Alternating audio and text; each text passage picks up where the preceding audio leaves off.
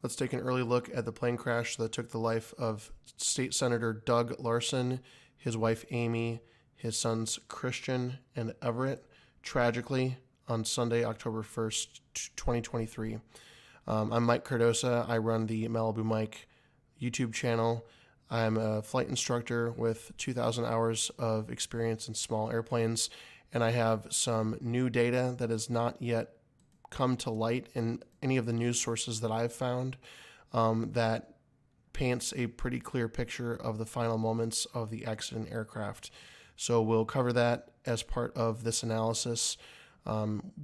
During these kind of crash events, people might be wary of early speculation. However, we have quite an amount of data that we can look at to rule various things in and rule some things out, and even have some lessons that we can learn from this even before a year or two from now the NTSB will come up with its final report and conclusions. And often it's easy to infer what their conclusions might be based on this data that is almost as good as a black box. These small single-engine airplanes, this is the accident airplane, they do not have a black box like an airliner would have. However, they do have a box in them called a transponder that sends the altitude, the heading, the airspeed, the ground speed of the aircraft. So from this, there are ground stations that record this data and monitor this data, and it is practically almost as good as a black box because you can see very clearly the energy profile of the airplane and how it is performing and what it is doing. Again, a very tragic loss of life. Totally did not need to happen. Doug Larsen was an experienced military pilot with over 1,700 hours flying helicopters for the military. He had recently just gotten his commercial pilot's license. He had one day hopes of working for a major airline, says one news outlet. Again, this is the aircraft. It is a Piper Cherokee 140.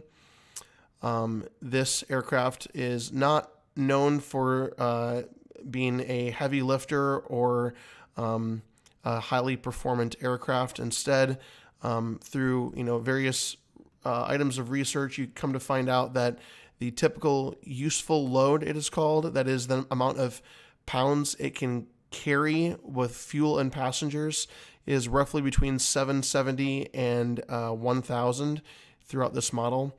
It's a very popular model, but again, it is not very performant. It is not something that will perform that well when it is fully loaded.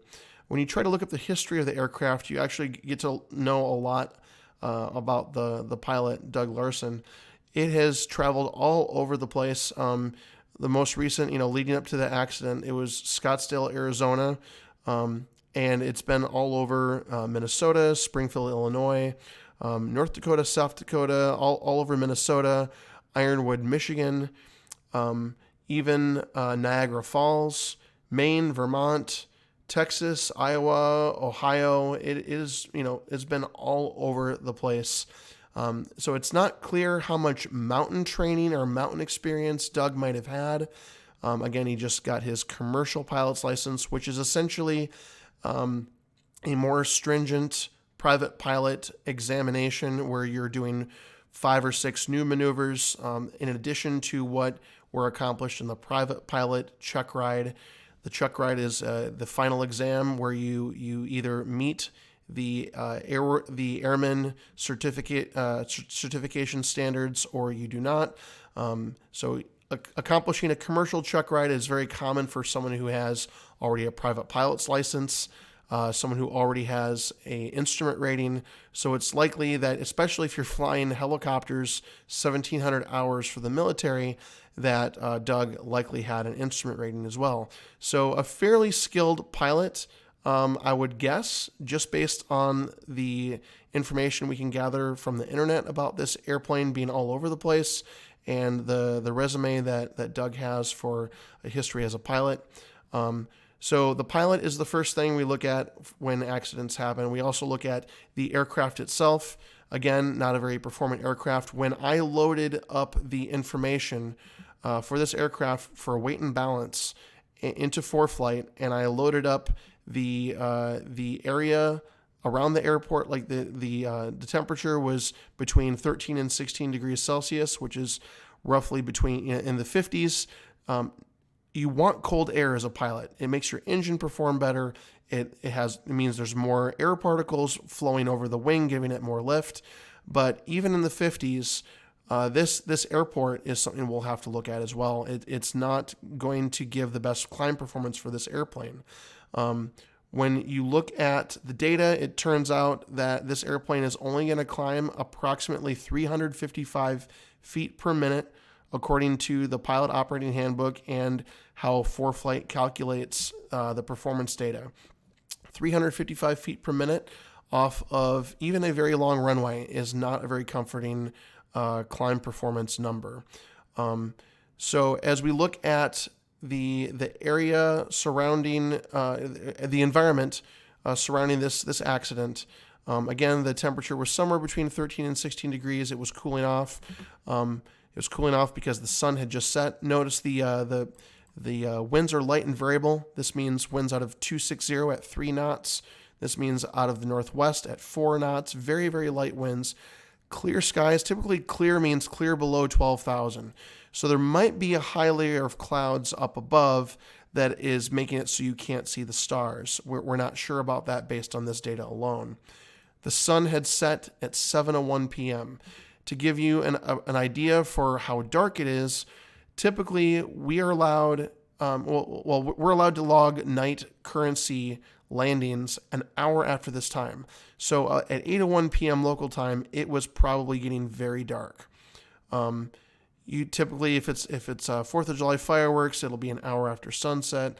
That's typically what people are doing because it needs to, it's the very dark time where it begins of the evening. If we look at where the moon was, there was a moonrise happening at 8:23 p.m. Unfortunately, based on the data that I've come across, it looks like the aircraft also departed at 8:23 p.m. and the moon was rising almost directly behind the aircraft. So it wasn't like the moon was off in the distance where you could easily see if the airplane was pointed straight up and down, or if it was turning or pointed at the ground or pointed towards the sky. It was likely very difficult to ascertain the attitude of the airplane. The attitude is a term to reference how the airplane is pointed in reference to space, whether it's climbing or descending. As we look at the airport environment, you might think if you're a pilot, you see all the same color. It means that, except, see in the lower regions over here, how the color changes because there's a 12,000 foot mountain down here. So if you think, oh, the color's all the same, it probably doesn't have very much terrain or mountains to worry about. If you look at this, it says the airport elevation is 4,579 feet. And here are a bunch of numbers all around the airport saying that the ground is 1,200 feet above that, 1,300 feet above that, 1,000 feet above that. It's just not going to be a very friendly area to depart from. Generally speaking, it looks like the terrain is gently but steadily rising in all quadrants around this airport. So if you're looking at this and you're thinking, all right, then how do we normally depart the airport if you're flying into clouds, for example, if you have an instrument rating? Well, the first part you can go to look for some hints is an instrument approach plate. This is if you're landing in the opposite direction, runway 3 as opposed to runway 21, the accident airplane departed. You'll notice there's a bunch of obstacles, probably likely within 1.5 miles to 2 miles, that are well above 5,000 feet reference to sea level. The airport is at 4,579. So these are already about 500 feet above the airport elevation. So these are some serious obstacles that are just a couple miles off the departure end of runway 21, something to definitely be concerned about if you are departing to the southwest. So if you want to look at the standard procedures for how you're supposed to depart, you'll notice that for runway 21, the takeoff minimums, that is, if you want to maintain terrain and obstacle clearance, if you're not able to see the ground, under instrument rules, you need to climb 656 feet per nautical mile. Again, when I plugged in the numbers for this aircraft at max gross, it looked like it was, given the elevation, the runway, the winds, the temperature, the barometric pressure, the numbers came out to 355 feet per minute, which is even worse because when you convert that from per minute to the units of per nautical mile, it'll be far worse than 355. It'll probably be closer to 300 because you're not climbing at 1 mile per minute. You're climbing at about a mile every 45 seconds to 50 seconds or so. So it turns out that this airplane probably has almost no chance of achieving the required minimums for an instrument departure from this runway. And if you look at the procedure you would follow, supposing that you could maintain the climb rate of 456 feet per nautical mile, you'd be doing a climbing right turn upon departure to 6,700, following roughly a heading of 300, a northwesterly heading from a navigational device that is located at very close to the center of the airport. So this does indicate that you would turn to the right, that you would climb to the northwest. It's likely that Doug was aware of this because as we look at the accident airplane, it does look like a climb to the right was initiated. We're going to get to that data shortly. But one more thing here is if you look at the satellite imagery, this airport has almost nothing surrounding it. So when you take off at night, you're probably greeted by a bunch of darkness straight ahead, and you can't really tell where the ground is. Neither can you when you turn to the northwest as you're trying to navigate away from obstacles and likely in an area that is more of a valley directly to the northwest than it would be in other quadrants. So again, there is not much around this airport that will serve as a visual reference to keep you away from the ground at night. And based on the performance data that I ran through ForeFlight, through the performance data for a takeoff from runway 21, you're not going to have a very fun time. It's going to be a nail biter even in visual day conditions. So at night, this is definitely a flight that you would not even want to depart given the data that I looked at for this airplane. So definitely you're stacking the deck fully against you. And, this is not a good situation. Again, this is why I am curious about the mountain experience of Doug. It's very common when you're based in the Midwest to not have to think about high density altitude airports and about your significantly lower climb rate out of these airports. It is a significant difference. Instead of a normal 600 to 700 feet per minute, you're only going to get 350 feet per minute, and it is a nail biter during the day. I can't imagine what it would be at night. So back to the flight track. Again, I'm assuming this is the flight track of the accident airplane because less than an hour later, there was a helicopter circling the same area, descending, and presumed to land to see if there's anything that they could do to help at that point. So if we look closer at the data, what does the data tell us? It tells us that at 2:19 Zulu, that is approximately about 2.5 hours after the airplane had been shut off and parked, the aircraft began to taxi to the departure end of runway 21 and lined up square with the runway, going very slow, 4 knots, which is like 5 miles per hour, and came to a stop right about here. Likely did some checks and might have extended flaps for a short field takeoff maneuver. Typically you do this when you realize that the deck is very close to being stacked against you at a high density, a high elevation airport. Notice how quickly the aircraft accelerates from 1 to 20 miles per hour. 18 knots is close to 20 miles per hour. That's in 6 seconds. So likely the pilot is applying full power at this point and with the brakes fully applied, and then lets go of the brakes, and then you rapidly accelerate down the runway. As the aircraft reaches about 44 knots, that's when the data processing website seems to indicate that the aircraft becomes airborne. So the aircraft becomes airborne, going close to 50 miles per hour. It begins its climb, and it doesn't really reach above that 4,300 initial data point until much further down the runway, going much faster, about 72 knots. So this is a habit that even I get into at night, where you find comfort in being able to look over the front of the airplane and see the runway lights that are in front of you when there isn't much besides the runway lights beyond that to look at. So it's kind of natural that you would, angle it out into a more shallow climb so you can have more of the runway lights to look at as you climb. So the aircraft gains 100 feet after being airborne for approximately 18 seconds, which is consistent with approximately 300 feet per minute climb rate. And we notice that there's a rapid acceleration at this point from 72 to 79 in only about 4 seconds. So what that is likely telling us is that it's likely that, even notice this slight blip where it goes down slightly. Again, this is probably a rounding artifact from 44 to 43, that this is likely where the pilot elected to retract some flaps, which has an effect where you're going to slightly sink ever so slightly, and then you're going to rapidly accelerate. So that's probably what happened between these several points here. Flap retraction occurs, and the pilot begins to climb. So we climb from 43 to 4,400, now to 4,500, doing about 76 knots, which is a reasonable climb airspeed.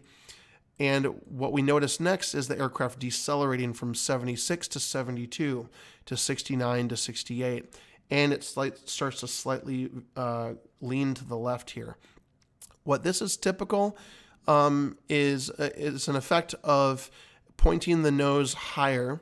So at this point, you've probably lost sight of the rest of the runway lights, and now you're probably looking more into the inside of the airplane to look at your airspeed, and you're picking an airspeed that you're comfortable climbing out at, and you're likely, this is where Doug likely pitched back to point the nose of the airplane up higher, and the immediate effect of that is it exacerbates the left turning tendencies of the engine. So what typically happens is you don't put in enough right rudder at this point. It's a very common error. Even very seasoned pilots will make this slight error where you don't put in enough right rudder when you pitch the nose up. So this is a very common thing to see an aircraft going slightly to the left off the departure end of the runway. And 4,600 feet is unfortunately the highest altitude that we see this aircraft achieve looking at this track. We notice the aircraft begins to slightly accelerate and slightly lose some altitude here. You might think this could be indicative of an engine failure. However, I am not at all leaning in that direction, and I'll explain why. As the aircraft starts to turn to the right, you start to wonder, okay, why are they turning to the right? Probably because they're aware of the obstacles that lie straight ahead. As we saw from the approach plate that we looked at, there's a bunch of obstacles off the departure end of the runway that you're anxiously turning right to avoid. And if you have a GPS on board, it's probably warning you that those objects are approaching, and it's giving you guidance that you should avoid those obstacles ahead. So the turn to the right is not at all surprising at this point. The acceleration is slightly surprising. It means that there's potentially a preoccupation with avoiding those obstacles and not paying attention to airspeed. There's also the possibility that there's just leveling off without the awareness that you're leveling off, a little bit of spatial disorientation. As you accelerate, then your body actually starts to tell you that you're climbing. This is called the somatogravic illusion. I try to teach this to all of my instrument students, is that when you are accelerating, your body is telling you that you are climbing. And that leads you to a false sense of security that you are now climbing away from the ground. And it gives you this feeling of everything is okay. And at the worst possible the level of the somatogravic illusion is you actually start to pitch the nose down and point it at the ground. We saw that happen with the Kobe Bryant helicopter crash, where the helicopter was descending rapidly and gaining airspeed which likely led the pilot to feel like they were climbing away from the ground and towards safety. So the summatrogravic illusion is a very common one that has claimed many lives, sadly, and it continues to happen again and again. Not even 3 weeks ago, there was a Cirrus that departed a runway and had a similar, just black landscape, no lights, no visual references, and had controlled flight into terrain. That's the CFIT acronym is what we use for controlled flight into terrain. It's very common that is coupled with a summatrogravic illusion and this notion that you can't see any visual references on the ground. You don't know if you're descending or climbing if you look outside the airplane. If you look at the instruments tell you that you're descending, but your body is telling you something else. And it's at that point where you have to ignore your body and trust your instruments and pull back on the control stick and point the nose towards the sky. Unfortunately, we know from the performance data calculations that the deck was already fully stacked against this aircraft. It was likely that even if the pilot had done everything right, that there was a low probability of outclimbing the surrounding terrain. So that's an unfortunate realization here. As the pilot begins to turn right, we see it level off and slightly lose altitude. It gains airspeed, likely because the engine is allowing the airplane to speed up because it's not climbing anymore. So that energy is converted into kinetic forward-moving energy. And even worse as it starts to descend now. It goes from 4,600 to 4,500 to 4,400. Again, these numbers are not exactly right. This is the data that's produced by the transponder. Likely this data is off by a couple hundred feet. But relative to where we started, the departure started at 4,300. Again, this is inconsistent with the airport elevation of 4,579. But again, relative to where the ground is on the airport, we can apply the same correction to all the data points and likely arrive at the same thing. The barometric pressure at the time of the accident was 2,993, which means the error should have only been 10 feet. Again, this altitude is actually pressure altitude. It's not the absolute altitude. It's likely there was a small error in the transponder's reporting, but that is not significant to the outcome of the flight. It's significant in terms of how we interpret the data. So 4,500 here probably means 4,900, maybe 5,000 if you look at the correct offset and doing the arithmetic for where the accident airplane likely was at this point. So as the aircraft levels off and starts a slight descent, it gains airspeed predictably. What you would expect would happen if the engine is operating at normal power, normal takeoff power, you would expect as you level off to gain airspeed. So for me, this rules out a catastrophic engine failure. Is it possible that the engine was struggling? Yes. One consideration that you have to take when you're at a high density altitude airport is that you lean the fuel to air mixture properly before takeoff. And it's impossible to know whether or not the pilot did this yet. What would be very possible at the accident site is to look at the mixture control lever, the red lever that's inside the airplane, to see where it was set. If it was set full forward, that is likely an incorrect position that would result in even worse performance because there's too much fuel in the mixture, and it actually reduces in it results in less engine performance, and you're not able to climb as much as you ordinarily would if you had tuned the fuel-air mixture for a maximum performance takeoff at a high-density altitude airport. So again, that is a potential error and a potential pitfall for someone who might not be experienced with high-altitude airports. Again, I don't want to draw any conclusions, but I'm saying that this is a trap that a lot of pilots will fall into, is that they will do this takeoff at full rich mixture, which is an incorrect power setting and will further stack the deck fully against you and give you almost no chance to outclimb anything around you. So again, with the airspeed increasing and the aircraft leveling off and slightly descending, to me that is consistent with a normally operating engine at takeoff power, modulo any mistakes made in setting the mixture setting. And the final data points are rather chilling here, as we see the aircraft go from 113 knots at almost the same elevation as we saw during the takeoff roll to a sudden increase of 200 feet and a sudden deceleration of 11 knots.